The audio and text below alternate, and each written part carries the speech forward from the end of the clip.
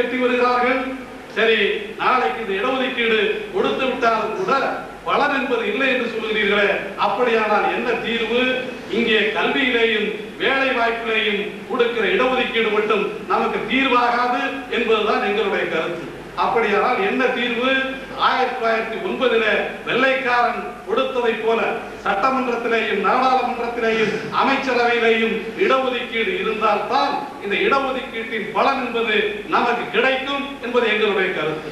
அப்படியானால் சட்டமன்றத்திலேயும் நாடாளுமன்றத்திலேயும் அமைச்சரவையிலேயும் இடஒதுக்கீடு பெற வேண்டும் என்று சொன்னால் இன்றைக்கு நாம் கேட்கிற இடத்திலே இருப்பதா, கொடுக்கிற இடத்துக்கு செல்வதா? அது நம் முன்னால இருக்கிற பிரதானமான கேள்வி. ஏனென்றால் 50 ஆண்டு காலம் இந்தியாவிலே கேட்டோம், காங்கிரஸ் பேரியக்கத்திலே கேட்டோம். காங்கிரஸ் அரசே, நேருவுக்கு பின்னாலே வந்த ராமபுத்திர சாஸ்திரிய, இந்திரா காந்திய எங்களுக்கு இடஒதுக்கீடு கொடுங்கள் என்று தொடர்ந்து காங்கிரஸ் இடத்திலே கேட்டோம், கொடுக்கவில்லை. அதற்கு பின்னாலே வந்த ஜனதா உள்ளிட்ட கூட்டணி அரசு, அவர்களும் இஸ்லாமியருக்கு இடஒதுக்கீட்டை பற்றி பேசவும் இல்லை, கொடுப்பதை பற்றி கவலைப்படவும் இல்லை.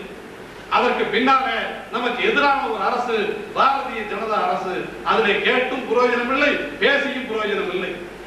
இன்றைக்கு காங்கிரஸ் அரசு, இந்த காங்கிரஸ் அரசிடத்திலேயாவது இடஒதுக்கீட்டை கேட்போமா என்று நாம் யோசனை செய்தால் இங்கே இன்னொரு பிரச்சனை இடையிலே தலையிடுகிறது. என்னவென்றால் 9வது அட்டவணையின் கீழே ஏற்கனவே சேர்த்த இடஒதுக்கீடு கேள்விக்குறியாக நின்று கொண்டிருக்கிறது. அது என்ன 9வது அட்டவணை? ஏதாவது அட்டவணை போட்டு 1, 2, 3 என்று போட்டு 9வது ஒரு அட்டவணை போட்டு அதிலே சில உரிமைகளை கொடுப்பார்களா என்றால் இல்லை சகோதரர்களே. இந்திய அரசாங்கம் சில சட்டங்களை போடுகிறது. அந்த சட்டங்களை